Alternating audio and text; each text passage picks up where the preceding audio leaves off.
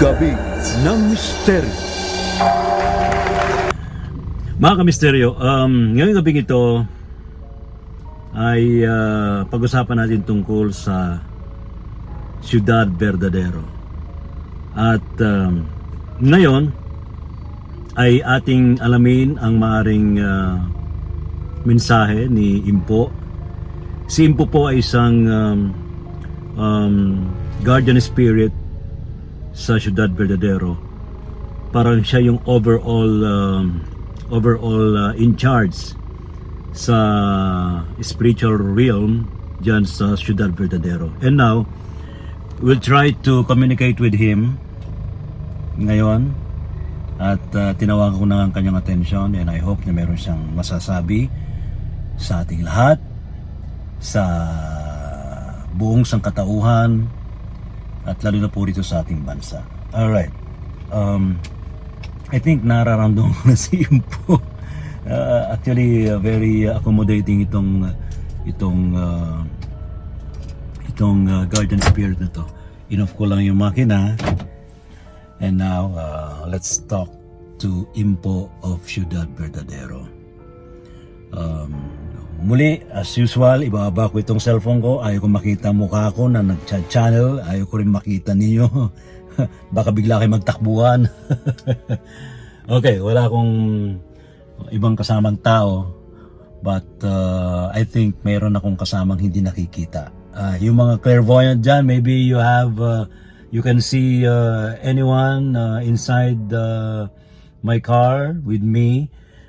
But I'm sure Impo is just nasa kabilang dimension lang, but maybe he exists here already. Medyo nararamdaman ko na yung kanyang presence. Then now let's try. Magandang gabi po, Impo. Isang kagalang-galang na gabi sa iyo. Kumusta na po kayo? Kumusta na po ang Ciudad Verdadero? Recently, nagpunta po kami dyan ni na Dr. Joe Villasano, si Miss Lena of Russia, and together with Richard and ako. Medyo gahol tayo sa panahon and wala tayong masyadong naging communication, as well as wala ring although nag-channel tayo. Alright. Kumusta na po kayo, Impo? Kumusta na po kayo? Oh, Ray, kumusta ka na? Okay lang po, Impo. How are you? Nakakamiss po kayo. Recently, nagpunta kami dyan sa syudad. Kumusta na po ang syudad ngayon? Anong feedback na nagpunta kami dyan ni Dr. Joe?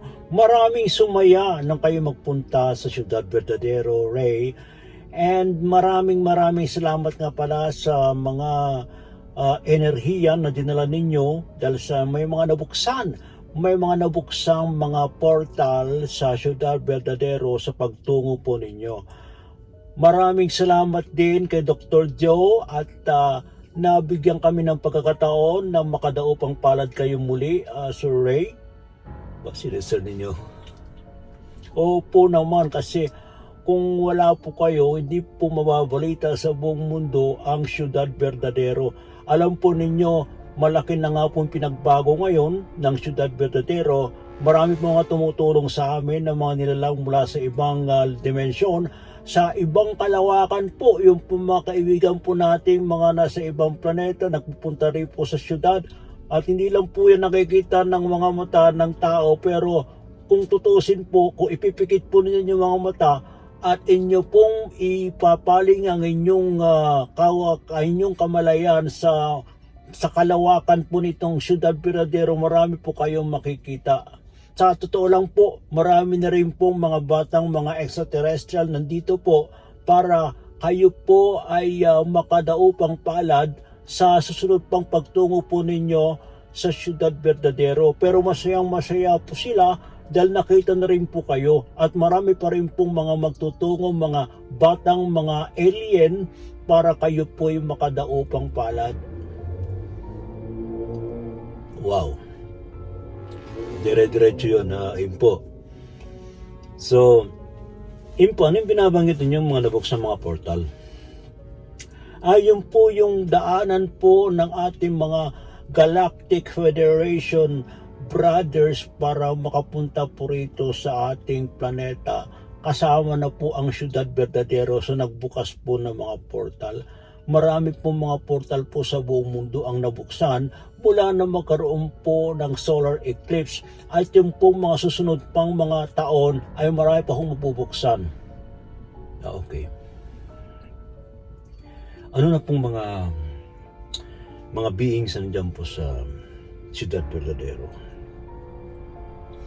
Marami po, iba't ibang mga planetang pinanggalingan, pero masyado pong malakas yung pong presensya ng ating mga kapatid sa kalawakan mula sa Pleiades, kasi po sila ang nagbibigay po na inspirasyon sa aming lahat, pati na rin po sa inyo mga tao, para mabuhay po at magkaroon po ng magandang nagda. Ito pong inyo pong pataas ng inyo pong kamalayan. Okay. So, ano po ang mahalagang mensahe po natin para po sa tao? Magdasal pong mabuti, mag-meditate, magkaroon po ng magandang iniisip sa kapwa, huwag po mag-iisip ng masama, kasi kapag nag-isip po tayo ng masama ay lalo po nagtatagumpay ang kadiliman. Dapat lagi po nating isipin ang kapayapaan sa bawat isa. Kung meron pong hindi pagkakaunawaan at hindi po pagkakaintindihan, nag-aaway-away, pwede naman pong mag-usap ng mapayapa. At yun rin po, iwasan po sana ng ating mga opisyal ng gobyerno ang nag-aaway para na rin po sa kapakanan ng lahat. Alam po ninyo, wala naman po kami magagawa, pero gumagawa lang po kami ng mga inspirasyon sa inyong lahat para kayo'y makapamuhay ng mapayapa. Ano pa ho ang inyong gustong sabihin?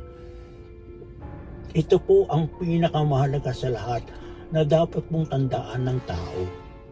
Ang planeta po ay tumatanda, pero dapat po tayo po ay tumatanda rin po. Tandaan po natin palagi ang pangangalaga sa kalikasan. Marami na po ang nasisira sa buong mundo. Huwag na po nating dagdagan. Sa halip, tayo po ay lagi hong magtanim ng puno, ng mga halaman para hindi ho tuluyang masira ang ating planeta. Hindi lang po ito inyong planeta, kundi pati na rin po kami na hindi po ninyo nakikita, kasi kami po talaga ang nangangalaga po sa planetang ito. Kami po ang nagbabantay sa lahat po ng mga halaman, ng mga puno, ng mga lupa, ng mga hardin, ng mga tubig, ng hangin. Kaya sana po ay gumawa rin po kayo ng paraan na mapangalagaan po ang lahat.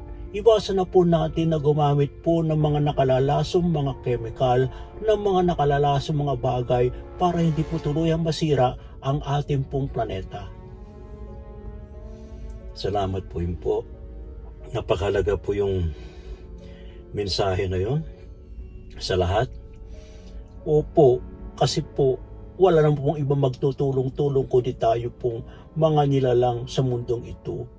Hindi man nakikita ang amin pong lahi, ang amin pong dimensyon, ay nandyan po kami na umaalalay po sa inyo. Mahal na mahal po namin kayo. Sana naman po mahalin po ninyo ang buong planetang ito, ang kalikasan. Huwag po nating isipin na kami po ay kaaway. May mga engkanto po na talaga namang masasama, pero mayroon din po kaming batas na ipinatutupad at sinusunod. Salamat din po. Thank you so much for that message. You're welcome po, Sir Ray. Salamat anak, at kayo po ay nadalaw sa syudad. Malaking bagay po yun. Alam po namin sa mga susunod ay makakadalaw din po kayo. Pero sandali lang po yun po. Meron po ba kayong mensahe kay Tatay Art Katakis? Si Tatay Art Katakis po, siya po ang pinaka-supremo. Actually, sinawag ang supremo ni Dr. Jimmy Licauco. But he's the owner of the property. And also, He's the one, siya nag-develop ng Ciudad Verdadero. Impo, kumusta na po si Tatay Art? Meron po ba kayong mensahe? Isa lang po masasabi ko kay Art, maraming salamat Art. Huwag kang mag-alala, ginagabayan namin ka para naman humaba pa ang iyong buhay. Alam namin na humihina ng iyong katawan, pero andito kami para umalalay sa iyo. Salamat Art. At sa lahat ng mga kamag-anak niya, pamilya niya, maraming salamat. Sa caretaker na rin na si Telma, salamat din sa iyo at sa iyong pamilya.